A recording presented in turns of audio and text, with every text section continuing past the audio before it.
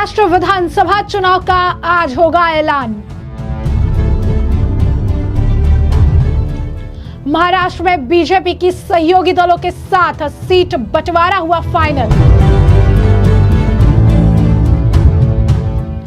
महाराष्ट्र चुनाव की तारीखों के ऐलान से पहले ही ईवीएम का रोना रोने लगी कांग्रेस। हरियाणा और जम्मू कश्मीर में चुनाव संपन्न होने के बाद आज भारत निर्वाचन आयोग यानी ईसीआई महाराष्ट्र और झारखंड विधानसभा चुनाव की तारीखों की घोषणा करने वाली है। चुनाव की घोषणा से पहले ही राजनीतिक दलों में हलचल तेज हो गई है। कांग्रेस और बीजेपी दोनों पार्टियों ने अब इसे लेकर अलग अलग बैठक की और चुनाव की तैयारियों पर चर्चा की गई। इस बीच खबर निकलकर सामने आ रही है कि जो सीट बंटवारे को लेकर गुत्थी थी वो सुलझ चुकी है।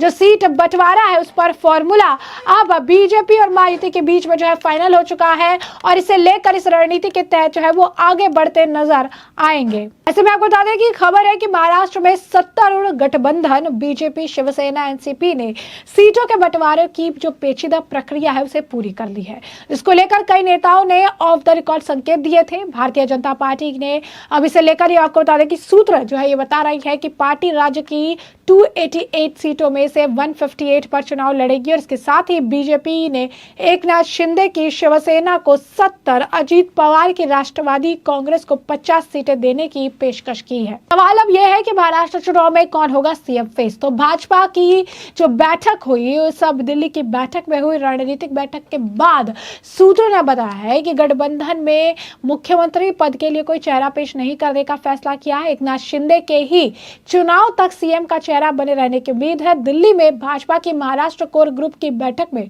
केंद्रीय गृह मंत्री अमित शाह और पार्टी प्रमुख जेपी नड्डा ने भाग लिया। महाराष्ट्र भाजपा अध्यक्ष चंद्रशेखर बावनकुले, उप मुख्यमंत्री देवेंद्र फडणवीस और पार्टी के राष्ट्रीय महासचिव विनोद तावड़े भी बैठक में मौजूद थे।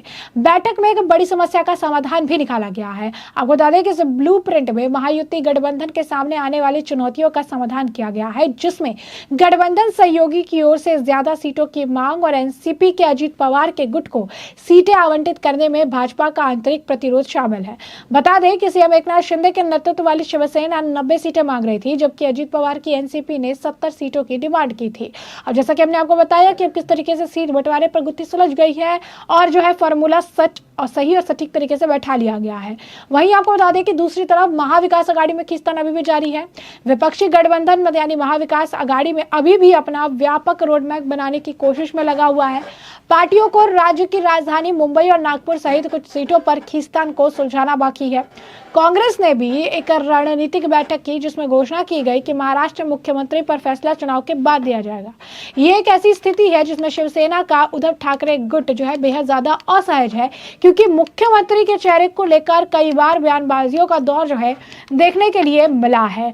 अब ऐसे में इसे लेकर उद्धव ठाकरे का गुट जो है वो काफी असंतोष देखने के लिए मिल रहा है। अब इसका ऐलान जल्द ही किया जाना चाहिए। हालांकि उन्होंने कहा कि विपक्ष तब तक इंतजार करेगा जब तक सत्तारूढ़ गठबंधन अपने पत्ते नहीं खोल देता।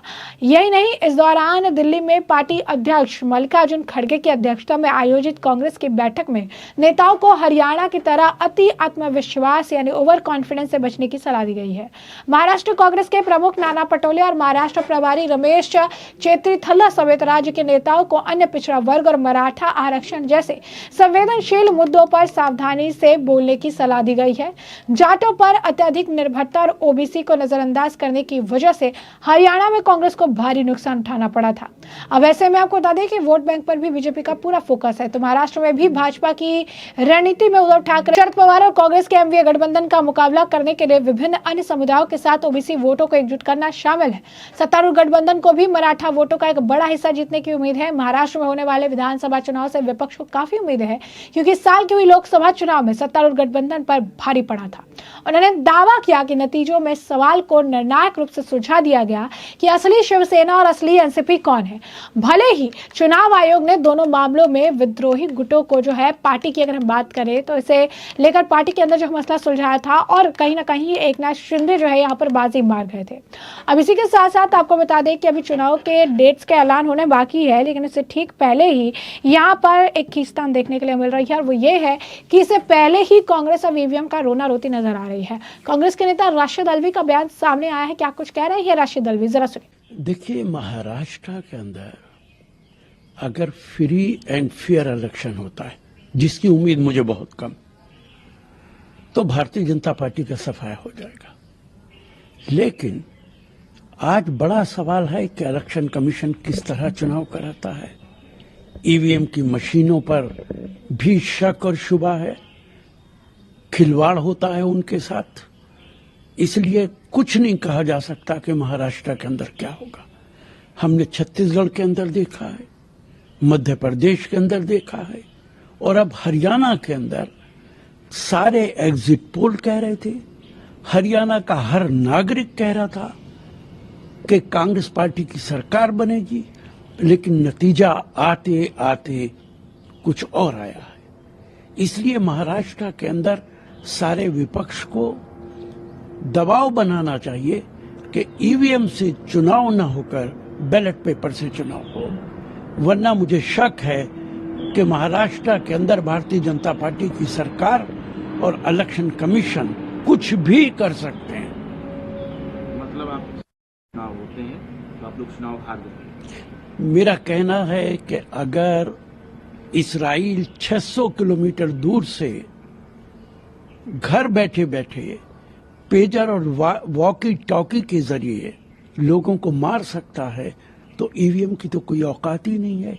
और प्रधानमंत्री के बहुत अच्छे रिश्ते हैं इस्राइल के साथ। इस्राइल इन मामलात के अंदर एक्सपर्ट है, इसलिए ईवीएम का बड़ा खेल कहीं भी हो सकता है, और उसके लिए भारतीय जनता पार्टी चुनाव से पहले ये सारे काम कर लेती है। तो जैसा कि आपने राशिद अलवी को सुना, उन्होंने कहा है कि ईवीएम का जो है बड़ा खेल है और ये खेल कहीं भी हो सकता है, और उसके लिए बीजेपी चुनाव से पहले ये सब खेल जो है कर लेती है। उन्होंने इस दौरान ये भी जो है ये कहते नजर आ रहे हैं कि किस तरीके से महाराष्ट्र में जो अपोजिशन है वो एक तरह से प्रेशर डालना चाहिए उनको कि बैलेट पेपर से चुनाव हो, ना कि ईवीएम से, नहीं तो महाराष्ट्र में बीजेपी की सरकार बन जाएगी और इलेक्शन कमीशन कुछ भी कर सकता है। उन्होंने कहा कि अगर जो है पेजर्स और वॉकी टॉकी का इस्तेमाल करके इजराइल लोगों को मार सकता है, तो प्रधानमंत्री नरेंद्र मोदी के उनके साथ बहुत अच्छे संबंध हैं, और इसी वजह से इजराइल के जो एक्सपर्ट हैं ये सारी चीजें कर सकते हैं, और यहाँ पर बड़ा खेल किया जा रहा है। वहीं इस मामले को लेकर बीजेपी नेता शहजाद पूनावाला ने कांग्रेस और राशिद अलवी जैसे नेता जो इस मामले को लेकर जो है बयान दे रहे हैं उस पर प्रतिक्रिया दी और कांग्रेस को जमकर लताड़ भी लगाई। क्या कुछ कह रही है शहजाद पूनावाला, जरा सुनिए। आज इलेक्शन कमीशन द्वारा एक प्रेस कॉन्फ्रेंस की जाने वाली है, जिसकी जानकारी सार्वजनिक पटल पर आई है। हो सकता है तिथियों की अनाउंसमेंट हो, उससे पहले ही कांग्रेस अधिकृत रूप से कह देती है कि ईवीएम गड़बड़ है। जैसे पेजर हैक हो जाते हैं वैसे ईवीएम हैक हो सकता है। यही चीज उन्होंने हरियाणा में जब हार हुई तब कही। मतलब चुनाव जीतो तब ईवीएम इलेक्शन कमीशन ठीक, कर्नाटका में ठीक, तेलंगाना में ठीक, हरियाणा में गड़बड़। अब हार की कगार पर खड़े हैं तो हार को किस प्रकार से अपने नेता पर नहीं आने देना है, इसलिए इलेक्शन कमीशन ईवीएम पर निशाना है, क्योंकि राहुल गांधी को बचाना है। अभी अपनी हार स्वीकार ली कांग्रेस ने शुरुआत से पहले ही, बताइए, क्योंकि उनको पता है महाराष्ट्र में उन्होंने केवल वोट जिहाद किया, जबकि बीजेपी ने विकास और विरासत के लिए काम किया। झारखंड में इन्होंने केवल भ्रष्टाचार किया और केवल आदिवासियों के अधिकारों को मारने का काम किया।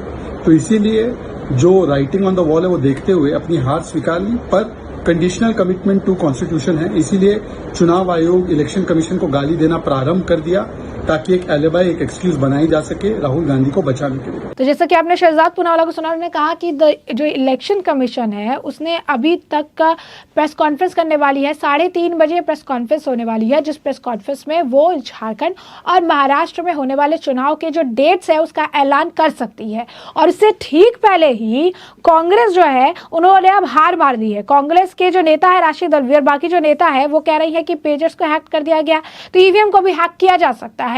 इन्होंने इस तरीके के ही बिजार क्लेम जो है वो हरियाणा को लेकर भी बनाए थे, और इसी को जो है इन्होंने राइटिंग में भी कहा था।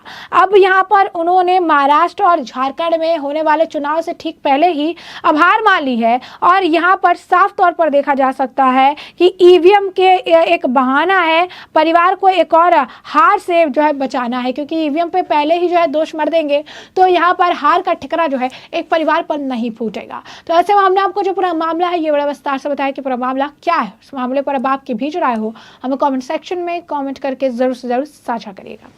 धन्यवाद।